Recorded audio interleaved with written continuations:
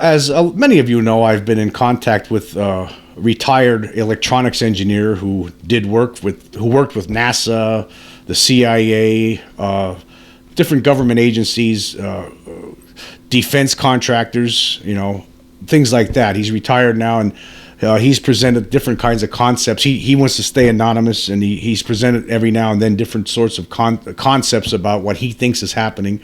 And of course, one of the big concepts that that I think is possible, that sounds reasonable to me, is that these aliens are here to basically colonize the planet and to basically what's happening here with things like cattle mutilation. They're draining blood because these things are insects, basically advanced insects, and that they feed on blood, and that's one of the reasons for the cover up and that kind of thing. So that's one of his theories on this, and to me it sounds like one of the more reasonable ones because it actually ties everything together. And anyway, he's sent me another essay, and we're going to go through this essay. And basically what this is about is the alien tools of conquest. He talks about the different ways that these beings are able to get from point A to point B, and how they possibly could get through walls, like what kind of technology that they might use to do that kind of thing. Now, a couple of the things here have been mentioned before, but most of this is new. So here I'm going to read through this essay, and here we go. The Tools of Conquest. My first essay was intended to define the alien agenda. I cited a substantial body of evidence which has accumulated over a period of many years and was obtained from very credible sources. I then drew some simple conclusions which most people agreed were rather disturbing, but were logical and made sense.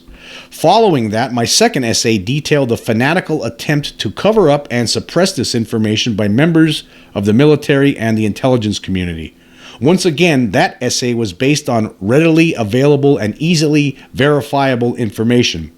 In this third essay, I'll consider some of the methods used by the aliens to perform their tasks. This will be of a more speculative nature. There are two main topics I hope to cover. The first is the method of propulsion employed by UFOs and how it relates to the levitation of objects and what's been called the penetration of solid surfaces. The second topic involves what has been referred to as psychotronic manipulation. It should be pointed out that the Defense Intelligence Agency paid a group of scientists to look into these issues, but their results remain classified and unavailable to the public. Let's begin with the propulsion system.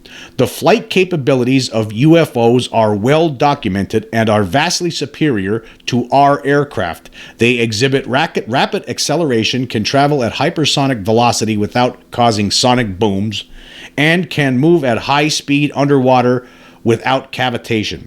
These characteristics may be the result of technology that enables UFOs to distort the fabric of space-time itself. Essentially, the vehicle isn't traveling through normal space as we do. Instead, it is pushing space out of the way. If this explanation is correct, how would something like that work? In special relativity, Einstein explains that space and time aren't separate things. They are interconnected. It's been suggested that bending space will shift time in such a way that those within the vehicles experience it at a slower rate. Thus, the acceleration is actually less for them than if seen from our point of view. In another comment regarding inertia, Dr. Robert Sarbacher stated that since the aliens are insectoids with a hard exoskeleton and relatively light internal organs, they are able to withstand much greater accelerations than humans can.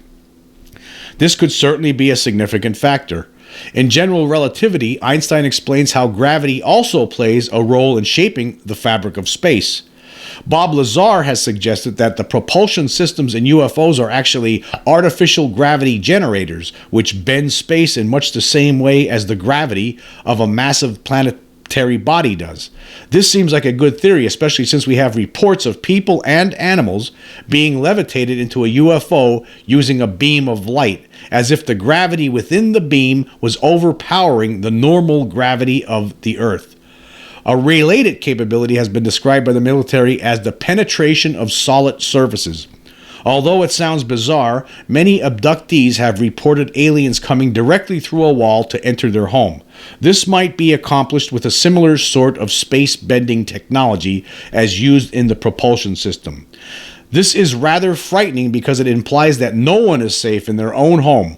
We have no idea how deep such penetration can reach or what high security areas may be at risk.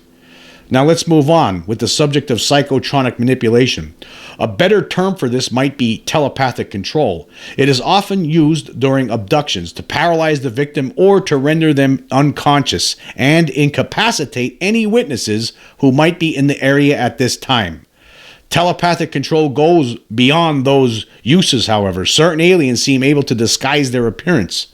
This is often done when a child is abducted, who later reports going off with some friendly characters such as Santa Claus. It's a clever tactic because it's highly unlikely that adults would believe it actually occurred.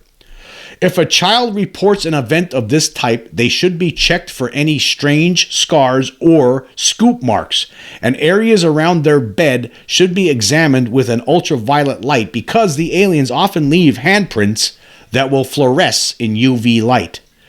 We have also noticed that in many abductions, the victim's memory is erased and a false screen memory may be substituted in its place. They may think that they simply fell asleep or some other mundane explanation. In this way, the full extent of abductions is concealed and the public remains unsuspecting and unprepared. Perhaps the most striking use of telepathy involves the altering of consciousness in such a way as to make entire groups of people passive and unable to resist. Now, this is the part. Now, we went through this part before, but I'll go through it again here. In the case of the Phoenix Lights, a large black UFO flew slowly over the city, and many people who saw the alien craft at close range seemed to have been rendered docile and even somewhat euphoric. Another example concerns a well-known UFO investigator. He was a very intelligent and logical individual, but he clearly underwent a dramatic transformation after his UFO encounter. He now asserts that the aliens are here to help us and leads groups of people into remote areas where they're subjected to a similar encounter and return psychologically altered. By a gradual process such as this, an entire planet can be subjugated without firing a shot. Now, he's not naming names there, but I'll name the name Stephen Greer. Anyway, we have no idea exactly how the mental processes of human beings can be manipulated in these ways. The only thing we can say with certainty is that these are predatory behaviors which appear to be well developed and intended to control victims. As such, they clearly demonstrate a very dangerous and malevolent agenda. Okay, I'm going to go through some of the things that he talks about here. Now, he's talking about, in the one section, he's talking about the psychotronic manipulation and how it, that it could use during abductions to paralyze victims or render them unconscious and incapacitate any witnesses who might be in the area at the time. I saw this happening firsthand. I saw this happening in 1977. When I talk about my story all the time, when I wake up at night, there's an alien being in the room, right? I know it's there. I'm able to move for some reason. I wasn't, paralyzed. I was able to move. And the thing was there. It was hovering over the bed. I could see its shadow of its arm and its hand, which only had 3 digits on it. 3 digits that had thick on the bottom, came to points at the end, and it kept on moving closer to my head and further away. And all the meanwhile, there was this electronic sounding humming sound that never let up during this whole 20-minute experience. But the thing about that whole thing is, and I'm not going to go through that whole story again because everybody who's listening to my podcast has heard this story a million times already. But, what happened there is, this thing never let up. The sound never let up. But I never looked at the being's face. I was too afraid. But I was able to peek out of the blanket across the room where my brother Davey was sleeping, and I started screaming to him, and he's not waking up. Nothing's happening. He's not budging. Nothing's happening. He's nothing. It was like it did nothing. He was completely conked out, taken out of the picture somehow. And I think the aliens had something to do with that. And then after he wouldn't wake up, I started screaming for my mom and dad, and they never came. Screaming at the top of my lungs. They never showed up. I don't know what time it was in the morning. I have no idea. 2, 3 in the morning. I have no idea. But I'm screaming at the top of my lungs for my mom and dad to come to the rescue. Nothing. Nobody came. Nothing. I mean, what happened? They were paralyzed. They were taken out of the picture by these beings. These beings have the ability to basically conk us out. If they're looking at me, if that was what was going on, I don't know. Because all my memory is only within that 20-minute period. I don't know what happened before that or after that. I don't know. Who knows? Maybe I was abducted. Maybe they took me and they were bringing me back and somehow I woke up. Or maybe they were about to abduct me and I woke up. I don't know. Right? But the thing is that they were able to basically incapacitate everybody else in the house. They have the ability to do that, which is very, very frightening when you really think about it. And there's some other things in here. The telepathic control with kids, how they, a kid might say they think they saw Santa Claus, and of course the parents going to be, oh, you were just dreaming. Nothing to worry about, Junior. Here's some ice cream, right? And then life goes on. But really, what really happened? No, he didn't see Santa Claus. He was taken on board a ship last night. I don't know, maybe preparing him for a lifetime of abductions. And the parents are completely oblivious to it, because meanwhile, while the kid was in the spaceship, the parents were completely, knocked out using some sort of psychotronic by the aliens using some sort of psychotronic means. So yeah, these things, we need to be aware of this. This is why I think it's important to talk about this, because if this stuff is happening, and a lot of us, most of us, aren't even aware of it, right? We're not aware that this is happening, but it is. It's happening. It's real. It's not fake. It's really happening. I know this because it happened to me. I know there was something in the room that night. It wasn't human, and there was a sound along with it, and everybody in the whole house was incapacitated. And then somehow I got knocked out in the end of this. At the end of that story ends with me just boom, blackout, and then wake up, hours later the next morning. So yes, there is most certainly something going on, and that's why we need to be aware of this. Yeah, and I think this is a good, this is good advice. Okay, if something strange happens to your child, maybe, people should think of, okay, if a child tells a story that sounds a little phony or really maybe a little overly imaginative, right, and they really believe it, maybe the parents, the good thing, the right thing to do would be, hey, we better look into this. What if he was abducted by aliens? I think that's probably good advice. I didn't know about some of these things. I didn't realize now this person I've been talking with, this my anonymous source, he's saying that that these beings could leave behind handprints possibly. So check it out with put it under ultraviolet light. Put the whole room under ultraviolet light. See if there's any handprints laying around.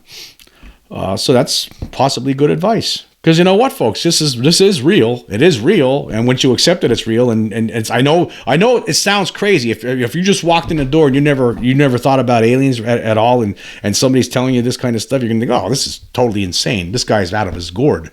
No. You need to do some studying and research and understand that there's more to this life than meets the eye. And extraterrestrial presence is one of those things that we're talking about here. And there's some other things that he talks about in this that we can go through.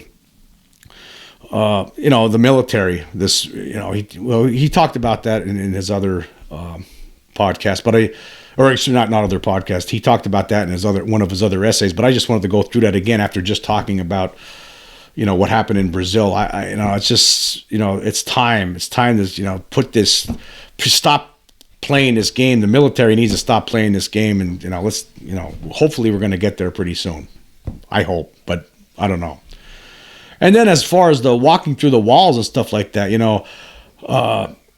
when I first heard that some alien abductees say, these beings walk right through the wall, to me, right when I think I heard that, and then for even years after that, I thought that had to be phony. That has to be fake.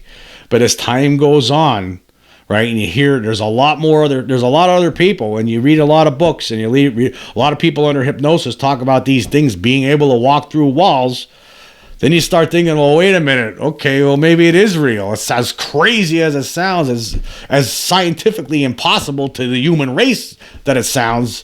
Well, maybe they did figure something out. I guess, again, I wasn't thinking out of the box like I should. Sometimes even people like me aren't thinking out of the box when it comes to this whole UFO problem. Well, wait a minute. If they're 100,000 years, let's say they're 100,000 years more advanced than we are. Wow, they must really have some technology that, would just, blow us away, right? And this could be one of them. They might be able to basically walk through walls using this method where they basically bend space and time, and that's how they're doing it. We have no idea scientifically how they're accomplishing it, but if they're doing it, then there must be a way. And so obviously it's something to be concerned about. Like he was talking about Bob Lazar, he suggested that that UFOs are using artificial gravity generators, which bend space in much the same way as the gravity of a massive planetary body does. And which I think this is really interesting to me, because basically what these craft are, when people are floating up to the craft, it's not actually, they're not getting pulled up. They're basically falling up, because gravity is stronger from the craft than it is on Earth. Think about that.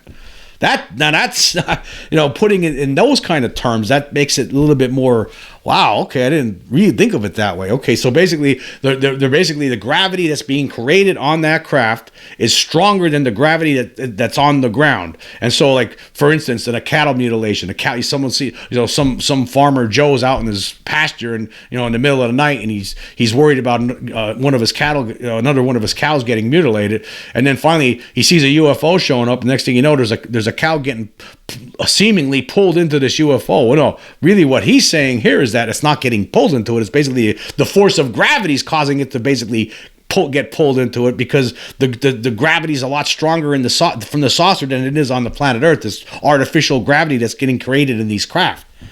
Now that's really fascinating. That's a fascinating concept. And let's move forward here.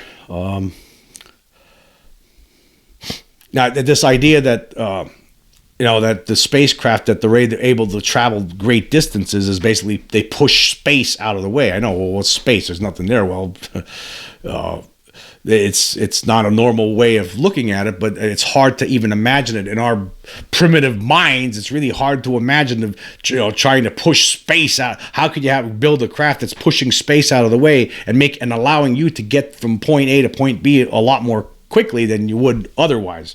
It's hard to wrap your brain around it. But again, this is the technology that they most probably have, something like this. That's what it is. Now, you hear some people saying, like I heard Avi Loeb, the Harvard astronomer, Harvard physicist or whatever, who's running the he's doing the Galileo, head of the Galileo project, Avi Loeb, Harvard scientist. No, he's talking about, like, I heard other scientists talk about this too, about these light sails, like these big light craft that could float through space at a high speed, maybe even, ridiculous rates of speed, and they're basically propelled by light. I mean, that could be something to the, that's all I think. My problem with that is, that's the extent of what a human scientist, right? A really smart human scientist could come up with that would work based on the physics that person knows, right? That person's used to. They can't come up with somebody, like, it's hard for them to imagine anything beyond that. I don't know if that's I don't think these things are flying through space with these light sails. I don't see that. That's just my opinion. Doesn't make me right. And I'm not a scientist. But, so... Yeah, I just don't, we all have opinions, and it's all speculation, a lot of these things, but I don't think that's how they're getting here. I don't think the aliens are using light sails. I think they have some technology that our scientists are completely oblivious to, and we're just not smart enough to understand it at this point. I think that it's best to just leave it at that, because it's so incredible, the fact that they're even here, and they're up to something. I mean, when you think about it, the whole the idea that they're getting here somehow. I mean, I know it's tough pill to swallow for a lot of people, but it's true and it's really happening. But there must be some way that they're doing it, and it could be they figured out a way to basically push space out of the way and get here more quickly than they would in any other scenario. But yeah, I just think this guy has been providing me some good stuff, and it's interesting. It's some good theories that he posits. And I'm glad that he's provided some more stuff.